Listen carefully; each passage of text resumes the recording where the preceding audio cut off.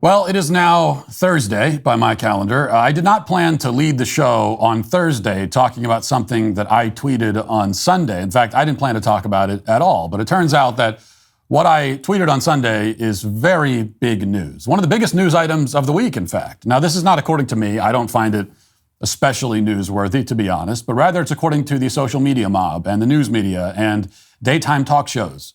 The post had me trending for several days with thousands of outraged people screaming various unintelligible insults and telling me to kill myself in various gruesome ways and so on. It was the subject of a lengthy and angry think piece by NBC News, another one by Rolling Stone, various other articles by other outlets, including the National Review, which called me out for, quote, shaming. It was also discussed during a segment on The View.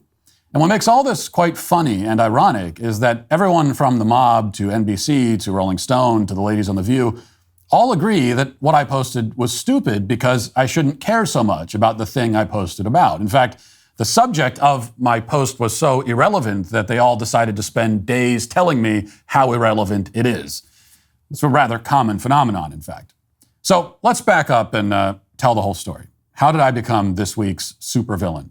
What was the content of this post, the dumb post about a subject that doesn't matter, which is why it inspired multiple news articles informing us of how little it matters? Well, it began with a TikTok video published by a woman named Julia Mazur. Julia has a TikTok account where she frequently posts videos about her life as a single and childless 29-year-old woman. She also has a podcast about the same subject where NBC tells us she talks about being pretty much done with the societal expectation that she'll be married and have kids by the age of 30. The podcast is called Pretty Much Done. So this is a woman who talks about this subject quite a lot and talks about it publicly, which would lead you to the conclusion that she wants people to notice and hear what she's saying. Typically, if you have a social media account and a podcast dedicated to talking about your lifestyle choices, that's a good indication that you consider your lifestyle choices to be open for public discussion. If you don't want public discussion about the choices you make in your life, then the smartest strategy would be to refrain from speaking publicly and frequently about the choices you make in your life, and even hosting a whole podcast on the subject. Now, granted, this woman had a relatively small following up until now, but I've never heard of a burgeoning TikTok influencer and podcaster who only wants a few thousand people to interact with their content. The point is that when I saw one of her videos floating around on Twitter, I figured it's fair game to respond to. If this was a secretly recorded video of Julia venting to her friends in the privacy of her own home, taken and posted without her knowledge, then I certainly would not respond or repost it. I would never want to participate in the invasion of another person's privacy like that. But I don't consider a public response to public comments to be an invasion of privacy. Call me crazy. As for those public comments, here is the video that started all of this ruckus. Let's watch. It's 10:45 a.m. on a Saturday. I am 29 and single, and I don't have kids yet. Here's what your Saturday morning looks like when you're single at 29 and you don't have a kid running around the house. I didn't rise from my bed until 10:15. Every time I thought, I should probably get up and do something. I thought, why? Nobody's making me. I'm not missing out on anything. I went to Beyonce last night, and I didn't get home until 1 a.m. And I danced and drank my little heart out, and I didn't pay a babysitter to watch my kids as I did that. And I woke up a tad hungover this morning, which is probably why I was in bed for so long. And I was just scrolling on my phone and I saw a picture of shakshuka and I thought, you know what sounds really good? Maybe I'm gonna learn how to make shakshuka today. Because I have no plans and I don't have kids and I don't have a husband and I don't have errands to run. I can go to the grocery store and learn how to make shakshuka. So that's on my agenda today. Also on my agenda, probably a rewatch of some Real Housewives of New York. I'm also doing a rewatch of Normal People on Hulu, which is really spicy and I highly recommend. Weirdly, I'm into this documentary on Netflix about blue zone countries. So I've got a pretty stacked day. Anyway, I say all this to say, whenever I'm hard on myself about why I'm not married and I don't have kids and I should be further along at 29, almost 30, I wouldn't want to do anything else this Saturday. And I know that you can do all these things when you have kids and you're married, and I understand, but the effortlessness and ease of my life, just kind of focusing on myself and the shakshuka I want to make or the Beyonce concert I want to go to, really pays off when I'm hard on myself for not being where society tells me I should be in life. Okay. All right. So there's the video. I responded to that video, and I saw it floating around, by tweeting this. Her life doesn't revolve around her family and kids, so instead it revolves around TV shows and pop stars. Worst of all, she's too stupid to realize how depressing this is. Now, I'll admit the word stupid, a little harsh. I don't think it was a crime against humanity. I don't think it was worthy of 4 days of intense national outrage. I don't think it was newsworthy. And I think by internet standards, it's like practically a high five. I mean, it really doesn't get quite to the level of a lot of other stuff you find on the internet, but it was a bit harsh. But perhaps oblivious would have been a more accurate, certainly more charitable choice of words. Too oblivious. Now, I have been known, I admit, to use harsh language at times. I know this will shock you if you listen to this podcast. So you say, well, you use harsh language? I never heard it, but I do sometimes. And I will tend to do that when I feel especially passionate about an issue. And I do quite passionately oppose the promotion of childlessness and the idea that we should spend our young adulthood focused on self-centered pursuits and mindless amusements. I very much oppose that idea. I think it leads to despair and societal decay. I think that if a critical mass of people adopt this approach, it would eventually brings about the collapse of human civilization. It's not to say that Julia on TikTok will cause the collapse of civilization, but rather that the idea, the life philosophy that she, among many other people, promote, if accepted by enough people, will have that effect, which is why I tend to attack this idea quite vigorously.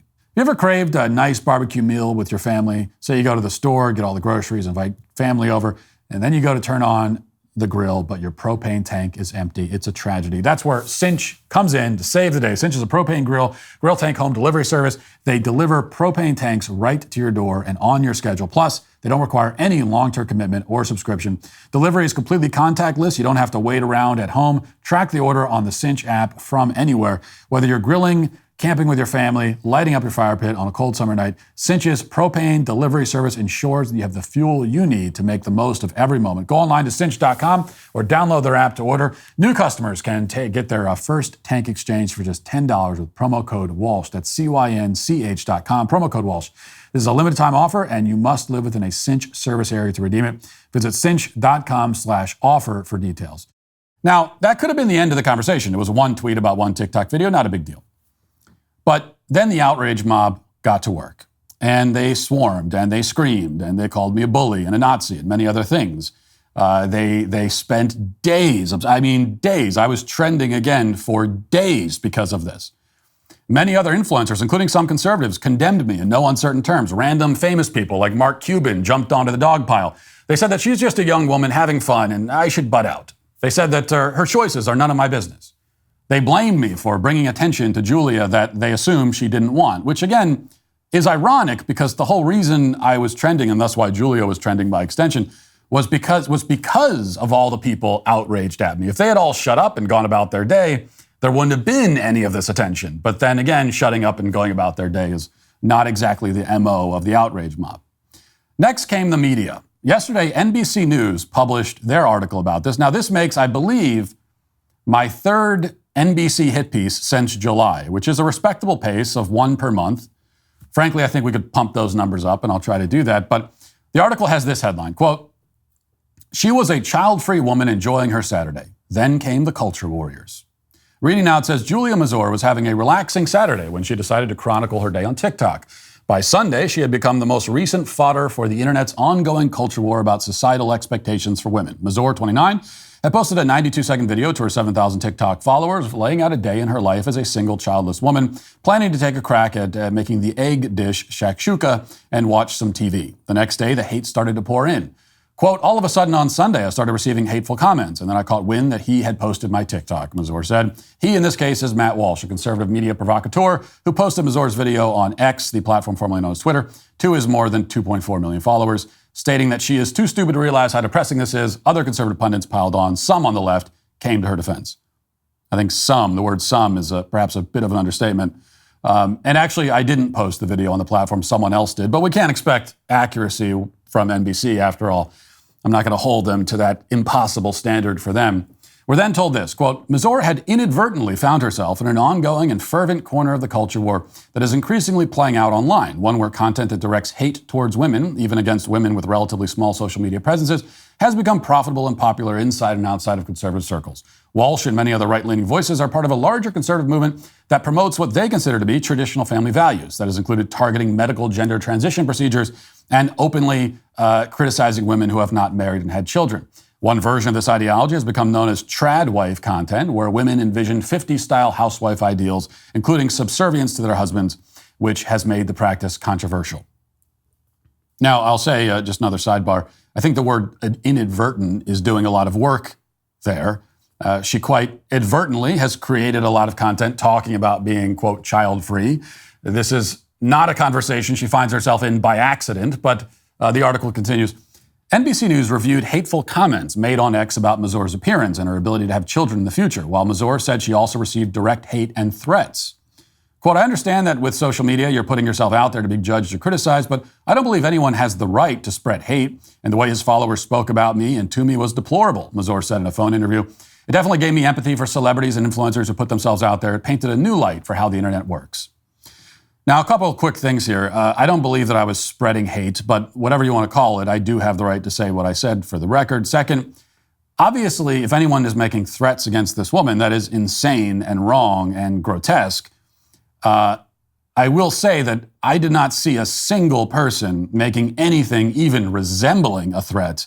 And it's interesting that NBC News reviewed the, quote, hateful comments, but they didn't review the alleged threats.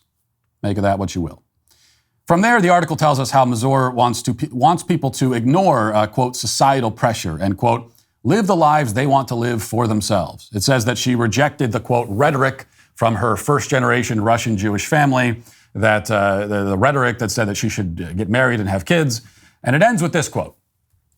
I found myself in those safe, good-on-paper relationships, but I also found myself feeling deeply unhappy and unfulfilled because I felt like I was checking off a box to appease other people. Throughout that process, I realized that's not the only thing that can make you fulfilled. I'm 29 and single, and I feel fulfilled by my life and my career, by my friends and my family. So she was in, according to her, good relationships with good men, which, by the way, according to the information about herself that she is volunteering to the public, she was in good relationships with good men. These were good, she says. They were safe. But she says she left them anyway because she was unfulfilled for unspecified reasons, and now she's 29 and childless and focusing on spending her time watching TV shows and so on. What's more, she wants to encourage other people to adopt this same strategy to, as she says, live for themselves. Now, I must say again that I absolutely reject that. I think it's terrible advice. I think it's a terrible way to live, and I will never tire of fighting back against this despair-inducing philosophy, no matter who is promoting it. Because the philosophy really is the point here. It's the whole point. Okay, it's not about some woman on TikTok. And that's not what the left and the media are concerned about. They're not angry at me for being mean to Julia. They're angry at me for attacking a philosophy of self-centeredness and materialism that they all personally live by. This was made clear in the Rolling Stone article about this, titled, "The right would like all women to be 1950s housewives, please. Apparently, we've moved on from transphobia for clicks to shrieking at women for not giving birth." What follows from there is all the tripe you would expect. We probably don't need to read through any of it. We also don't need to listen to Joy Behar's take on all this, but as for that, we actually will listen to it anyway. Here it is. Yeah. Now, Cuban. Now he came to the defense of a 29-year-old woman who's on TikTok extolling the joys of being single and childless, and it went viral after conservative commentator Matt Walsh, whoever he is, took issue with her stance. Watch the TikTok. Here's what your Saturday morning looks like when you're single at 29 and you don't have a kid running around the house. I didn't rise from my bed until 10:15. Every time I thought, I should probably get up and do something, I thought, why? Nobody's making me. I can go to the grocery store and learn how to make shakshuka. So that's on my agenda today. Also on my agenda, probably a rewatch of some Real Housewives of New York. The effortlessness and ease of my life, just kind of focusing on myself and the shakshuka I want to make or the Beyonce concert I want to go to really pays off when I'm hard on myself for not being where society tells me I should be in life. Okay, Bravo. one of the That's controversial. One of the people. Why is that? Now, in the Get a Life category, this Matt Walsh did a whole thing against her. But my favorite is that Stephen Miller, the architect of family separation, weighed in on this about how children are the most important thing, unless they're migrants, I guess, or unless they're not his favorite type of children. Yeah. Stephen Miller, remember him? Yes, I do. Unfortunately. And you know what? Unfortunately, he has 2 children himself, and I am just saying that. Well, Joy, you don't have to act like you've never heard of me. We all know you secretly listen to my podcast every day, just like I secretly watch The View every day as penance for my sins. In any case, it's obvious what's really going on here. The media and the mob are pretending to white knight for a small-time TikTok influencer and podcaster who suffered the horrific fate of going viral, which is the one thing that every influencer and podcaster dreads most of all. But they don't actually care about her. As I said, they're angry, not that I criticized what Julia said, but that I criticized them. She was expressing a point of view that they all agree with and live by. And it's that point of view that they are passionately defending. It's the point of view that says we should live for ourselves, focus on ourselves, and find happiness in our own pleasure and amusement, and that's it. It's a point of view that says the highest joy is that which can be found by consuming pop culture content unencumbered by the demands of family life and parenthood. The point of view, the one that places living for yourself over living for something greater and more enduring than yourself, is the dominant view in our culture. And that is the point that Julie on TikTok gets wrong most of all. Because she says that society tells her she should be married and have kids by 30. But that is not at all what society says. In fact, the mainstream of society, the most powerful voices and institutions, including corporate media, fully agree with her that young people should focus on themselves and have fun and put off marriage and family life. We know they agree with her, which is why she said what she said. I disagreed, and everyone is defending her and attacking me over that, which is fine, but it shows that where does society land on this? Pretty clearly on her end of the spectrum. Now, they agree that, even if we find ourselves in a good relationship with a good person, we should leave it anyway in order to give ourselves more time to scroll social media and make shakshuka and whatever else. So between the two of us, if anyone is living in a way that is not approved by society, that is certainly not recommended by society, and is in fact, in many cases, scorned by many in society, it would be me. I'm 37 with 6 kids. She's 29 with none. The powers that be approve of her choices much, much more than they approve of mine. She is already living as society wants her to live, or at least as the forces driving society want her to live. Because those forces don't actually want her or anyone else to be happy and fulfilled. I do want that for her and for everyone, which is why I say, yes, you should get married and have kids. I don't say that for my own sake. I already am, okay? So this is not advice I need to give myself. It's not something that I benefit from. But it's something that everyone, almost everyone would benefit from. That is what most human beings on this planet are meant to do, to start families. It's what we are called to do. It's what we are designed for, to form families, to build homes, to fill those homes with love, and live in service to something greater, deeper, and more beautiful than our TVs and our phones and our careers. There's nothing wrong with any of those things in proper proportion. But there's more to life than that, or at least there should be. And that's what I want the Julias of the world to understand. If you'd like to see what else I have to say, you can access my full show by going to dailywire.com or by going to the Matt Walsh Show Twitter page. Hope to see you there. Godspeed.